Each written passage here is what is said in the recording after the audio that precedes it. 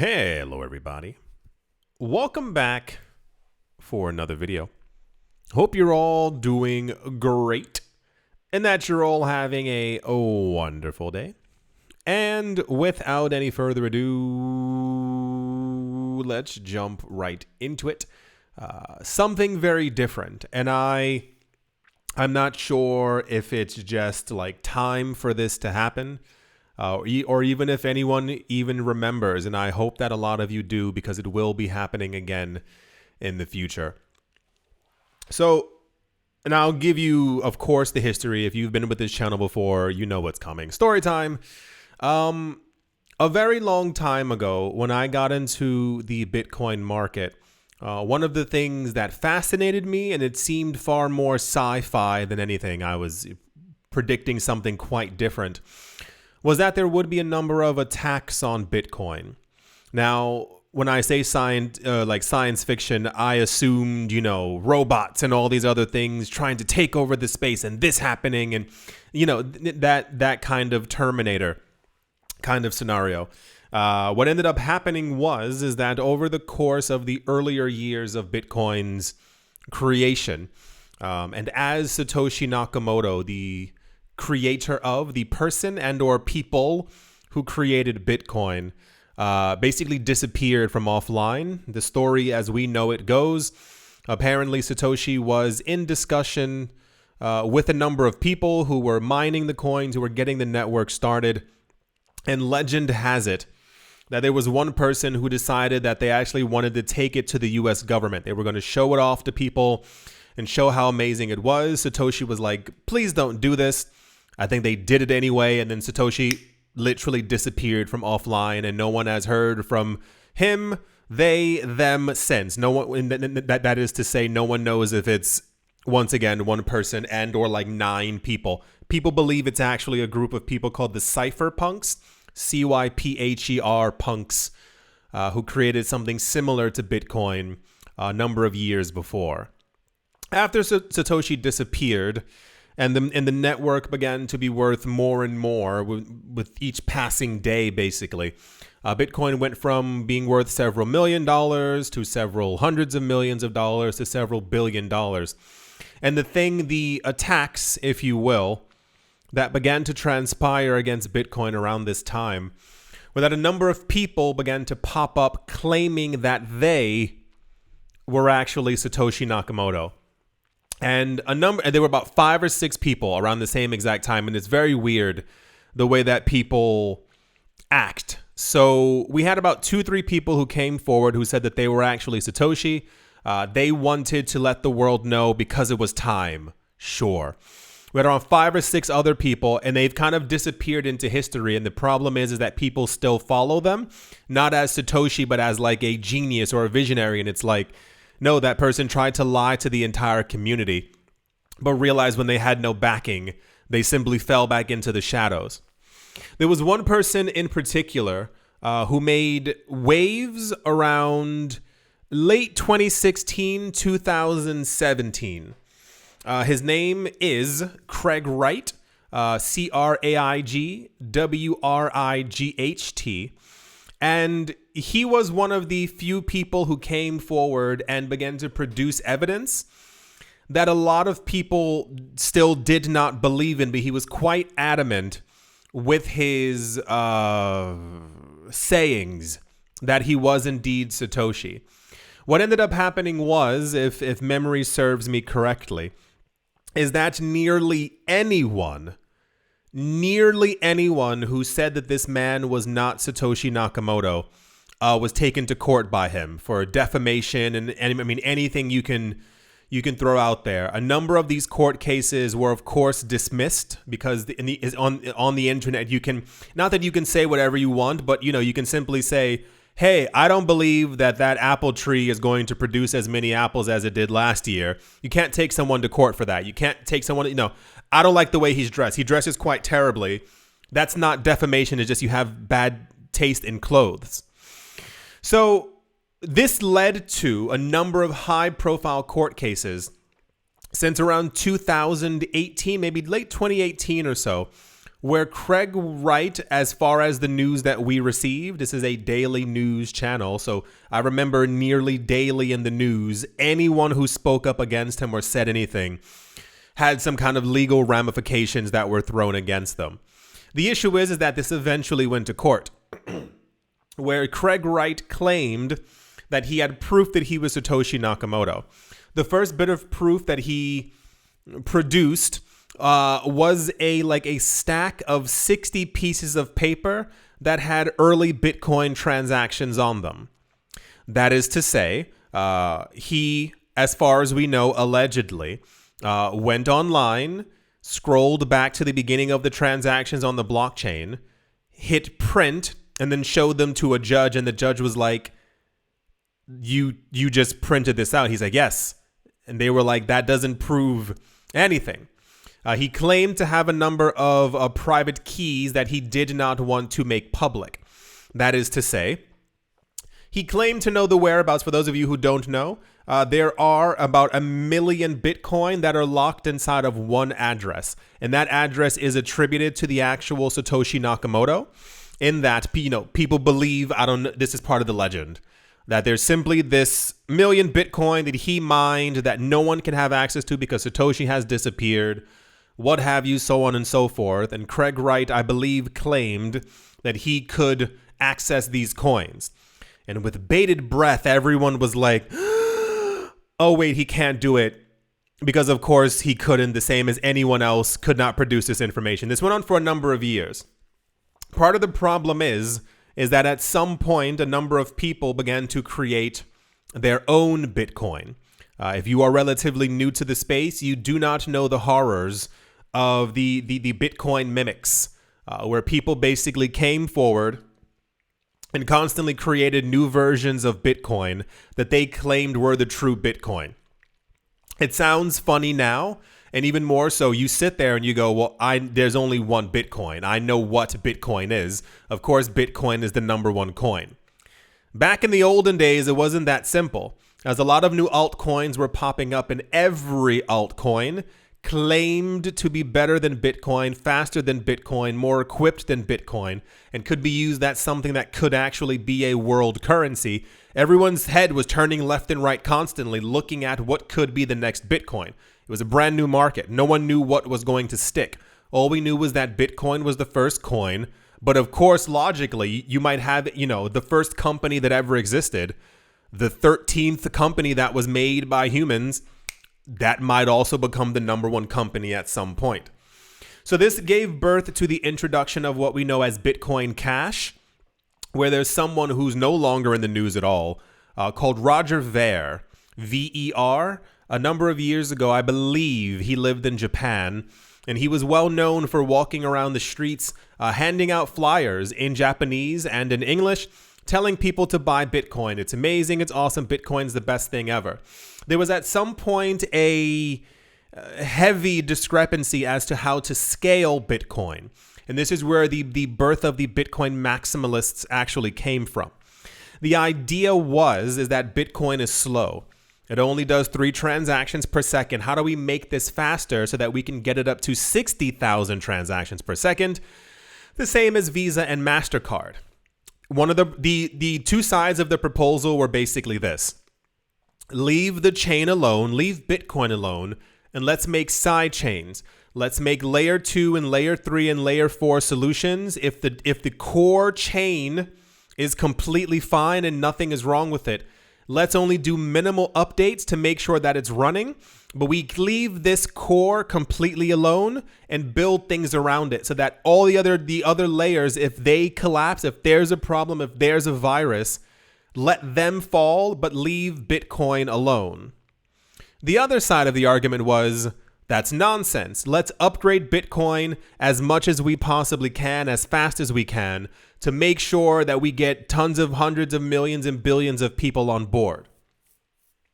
The issue is that in the early days as well, there were a number of coding issues with Bitcoin. Satoshi Nakamoto was known for having other computer scientists look at the code and see, is this wrong? And there were a lot of instances where, that didn't work. This didn't work. So a lot of earlier upgrades fixed these things. There was even an issue I think I read before in 2013 or 2014 where a coder actually came forward and told people online, he was like, hey, fix this right now. And they fixed it.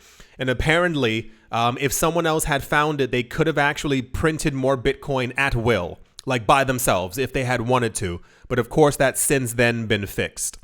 So since all that happened and everyone knew what happened in the past, they said, no, let's leave the core chain alone. This is why sometimes you will hear Bitcoin Core. It refers to the number one coin, and the core in the middle of it is Bitcoin. You can have as many other layers around it as you want, but leave the middle alone. This led to a number of other people then saying, well, that's absolute nonsense. We're not going to leave this alone. I know what's right for Bitcoin, and therefore I'm going to make another new version. The problem is that a lot of the versions that people tried to make, they were simply just using the word Bitcoin, but that didn't work because we know what the original chain was. We know exactly the older transactions. We know how to spell Bitcoin. Why is that important? Because a lot of people, have you ever, I was going to say, have you ever used the keyboard? Obviously. You know how if you type in the letter L, like lowercase, it looks the same as an uppercase I. So there were a lot of people who were actually making coins called BLTCOLN, all uppercase, so it looked like Bitcoin in an effort to try and essentially scam people. Didn't work out. So the birth of Bitcoin Cash created this idea that we could have another chain that could scale endlessly and could do all these amazing, wonderful things. But the problem was at that point, Bitcoin had already cemented itself as Bitcoin. However, there was a break in the ranks, and a lot of people believed that Roger Ver could herald the new age of Bitcoin scaling, what have you. The problem was also is that back then, Roger Ver being more active, this is not a joke either, he was the original Charles Hoskinson in that he was constantly on YouTube. He was constantly getting into arguments with other people. If someone was like, I don't like Roger Ver's hat, he would go completely insane on Twitter and make a video and people don't like me. I don't know. And it's like, dude, it's not that important. You're incredibly wealthy. Just go live on your island somewhere. And there was one famous video, you can find it online, where I don't know what was going on. Someone was, I don't remember what it was anymore, but I remember his face. And Roger Ver completely lost it, cursed the other guy out. And that was basically, boom, boom. That was the closing of the door for him. And people kind of stopped listening to him. Craig Wright came out of the woodworks and said, we have Bitcoin, we have Bitcoin Cash. I'm actually Satoshi Nakamoto, and I know what the true vision is for Bitcoin. Of course, as with every other thing in humanity, a lot of people began to follow Craig Wright because he claimed that he had information that would allow him to prove that he was Satoshi Nakamoto. A number of his followers, so saith the Daily News, claimed that he had shown them the light. Literally, he had shown them the information, and he was definitely Satoshi Nakamoto. None of this information was ever made public, which also made people kind of look sideways, and they went, well, if Bitcoin is public and for the world and for the people, and you're Satoshi Nakamoto, why would you not show us proof that this is actually you? A lot of people began to make Bitcoin t-shirts and Bitcoin hats and Bitcoin stickers and was slapping them onto buses, trains, and planes. The issue is that at that moment, Craig Wright, claiming that he was Satoshi Nakamoto, began to say that no, Bitcoin was his and he was going to trademark it. And that, right, so it doesn't make any sense because Bitcoin is for we know from Satoshi that Bitcoin is for everyone. It's for the masses. It's for the world. It's not meant to be trademarked. Craig Wright said he was going to trademark it, and I think he actually even won a couple of patents in the UK, if I'm not mistaken.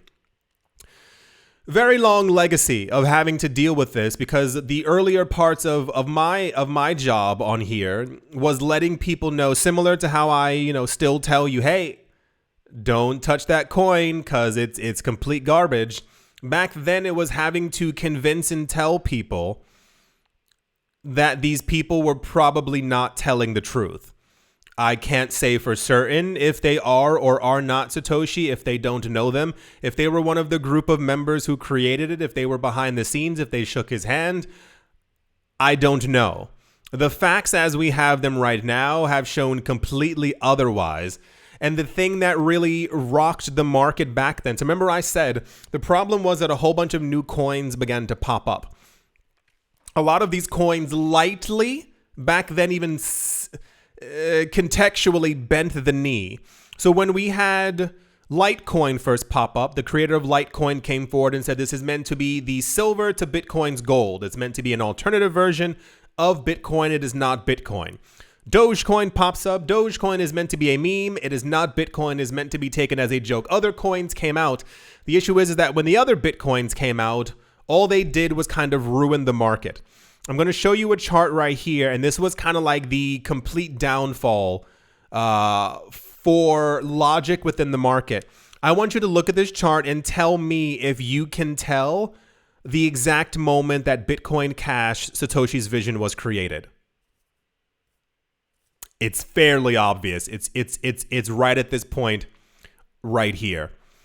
The problem is that in a brand new market, no one knows what's true, especially if you have a lot of people getting into the market. When Bitcoin Cash was created, the price also dropped for Bitcoin as well because people assumed that the 21 million had been broken. Think about that. People assumed that Bitcoin had literally split in two, and now there were 42 million Bitcoin. This also wasn't helped by the fact that the website that boasted about or stuck behind Bitcoin Cash, actually on their website, they were selling both BTC and BCH, Bitcoin Cash, and they swapped them on the website. So they changed the name of Bitcoin Cash to Bitcoin, and Bitcoin, the number one coin, to Bitcoin Core. So when people went to their website looking for the number one coin, they bought Bitcoin Cash. Imagine their surprise when they tried to take the coins off of the website and it said the address is incorrect. Also, another closing of a door in their case. For Bitcoin Cash, Satoshi's vision, it was the spin-off of the spin-off of the spin-off. At this point, these were real coins. We had Bitcoin Green, we had Bitcoin Red, we had Bitcoin Gold, we had Bitcoin Diamond, Bitcoin Cash, Bitcoin Black, Bitcoin, was it Silent? It was something along I forgot exactly what it was called, but there were multiple different ones. And it drove the market completely insane because a lot of people were getting into the market. And I remember in videos, I had to tell people, I was like, Bitcoin Diamond is not Bitcoin. And people were like, but it has Bitcoin in the name. It's a spin-off of it, similar to how you'll have like a remix of a song or like, you have a TV show and then another TV show comes from it. So people would enter the market and they saw that Bitcoin Diamond was 3 cents when Bitcoin was 4,000, and they were buying Bitcoin Diamond because they didn't know the difference. Bitcoin Cash, Satoshi's vision, makes it onto the scene. The market drops because once again, people assumed that the 21 million had become 42 million, had become 84 million. Craig Wright gained notoriety because he told a lot of people that he was Satoshi. This has gone on for about a good 6.5, 7 years or so, and we've finally reached some type of a conclusion. I do not think that this is going to be it, simply because I assume he will probably continue going along with this story, as there will always be people who follow people who just kind of say whatever they want on the internet. This is why, also significantly, if you remember a couple of months ago, we saw the delisting of BSV, Bitcoin Cash, Satoshi's vision, on a lot of different platforms. Is because all the people on these crypto exchanges, they know what's going on. It says in a landmark ruling, finally, a judge at London's High Court has declared that Craig Wright, the Australian computer scientist who has long claimed to be the elusive creator of Bitcoin, is not Satoshi Nakamoto. This decision came following a legal confirmation with the Crypto Open Patent Alliance, or COPA, seeking to prevent Wright from suing Bitcoin developers and requesting a ruling affirming that he is not Satoshi. over the years, one of the things that really shocked people is that if you are Satoshi Nakamoto and you have people building on your network, why would you feel the need to sue them? Imagine you took 5 years out of your life and you decided to learn how to code every single type of way, and you really wanted to be a Bitcoin coder and developer. And at some point, you made code for Bitcoin that would allow Bitcoin to do incredible things. And then you receive a cease and desist and you're like, what did I do? Bitcoin is for the people. It's open. It's meant to be decentralized, not owned or ruled over by one particular person. Judge James Malore delivered the verdict on Thursday, asserting that Wright is not the pseudonymous inventor of the first and original crypto. The judge promised to provide detailed reasons for his decision at a later date. The trial unfolded amidst ongoing legal battles between Wright and Copa, with Wright issuing a settlement offer to the alliance and other involved parties. In his proposal, Wright offered to waive his purported database rights and copyrights related to Bitcoin, Bitcoin Cash, and Bitcoin ABC, which is also a thing, databases. However, Copa rejected the offer, emphasizing that it would imply acceptance of Wright's self-proclaimed identity as Satoshi Nakamoto. Moreover, Copa presented new forensic evidence during the trial to discredit Wright's claim, including the discovery of a ChatGPT forgery by Wright, suggesting that the evidence he presented was fabricated. As far as we, the public, have known for a while, a lot of people, I remember the day, a lot of people were quite hyped when the trial, the other trials, because this is not the only one, when the other trials were beginning and he claimed to have information about things. And allegedly, people were looking through the things that he claimed that he allegedly had, and they were copy and pasted from other people's things, or they were information that you could find online that was once again simply printed out. I think the market is mature enough now to kind of continue and move on and not have to worry about people like this. The problem is that, and excuse my French here, charlatans exist everywhere. And this is the same exact reason why I said when we originally started having people who were popping up, there were so, I mean, you can probably find old articles. There were so many people, and I mean people who still are around making YouTube videos, who were claiming that they were Satoshi just to get extra views and all these other things. The problem is that if people believed them, they would have continued with their claims. But people, luckily, a lot of these people were quite interesting YouTubers and people did not listen to them. So therefore, they simply stopped lying and kept on, making videos. And it's like, just don't lie. Stop trying to scam people. Maybe just tell the truth. There's no way on this planet that Craig Wright was ever going to get control of Bitcoin. Understand that, for those of you who were also here a number of years ago. If there was no way on this planet, because he's only been going to UK courts, trying to get this to go through, trying to get other people to believe this. If at any point he had, you couldn't even stop people in the UK from using it. He couldn't sue every single person. He couldn't make people give him dividends for his claim. And even more so, if in some weird dystopian crazy alternate universe, he had gotten governments behind him, all it takes is a fork.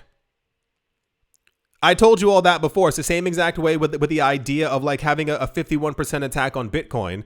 You spend billions of dollars just to simply make an additional Bitcoin to ruin the entirety of the 21 million Bitcoin.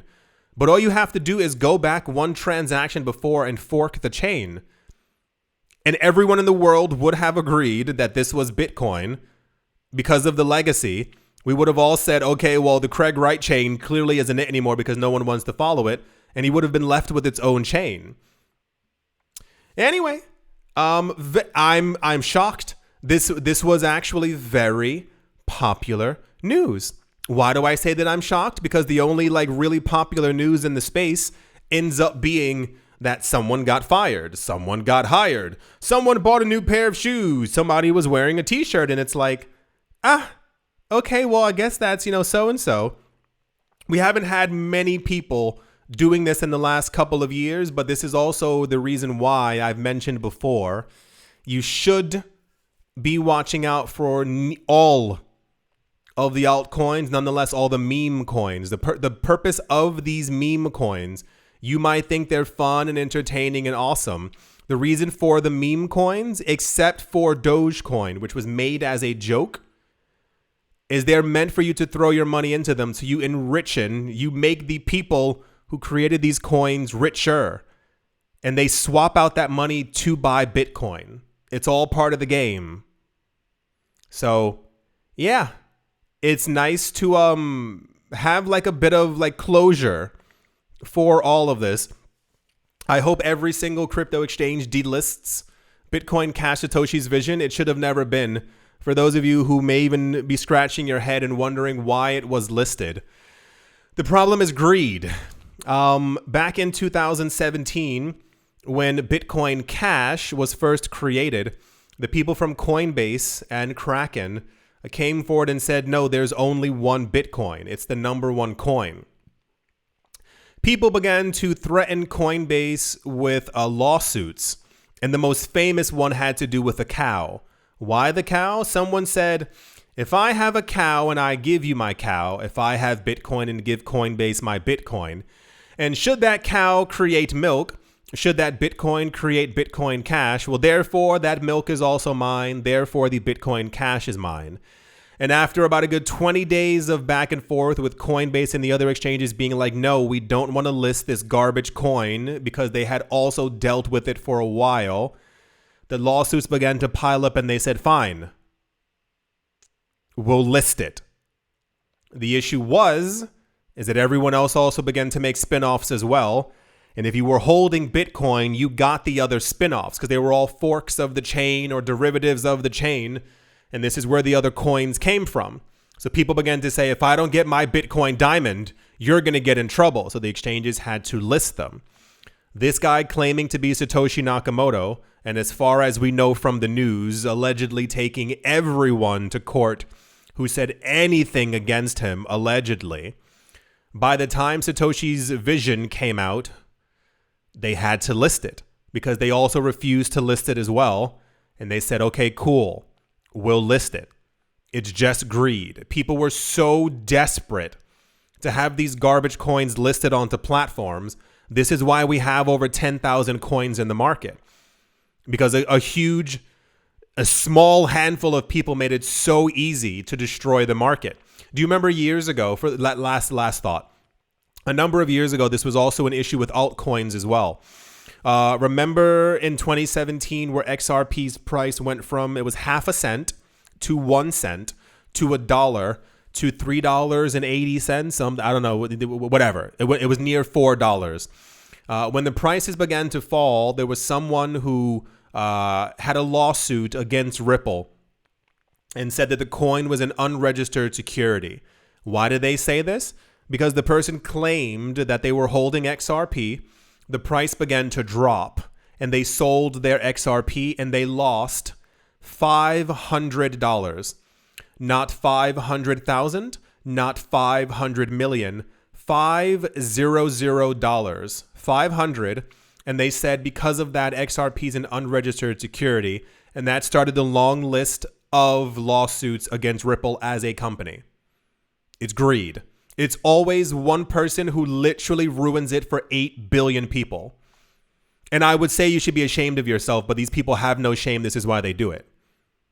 One person said he lost $500. You would never take Apple, Amazon, or any other company if you lost $500.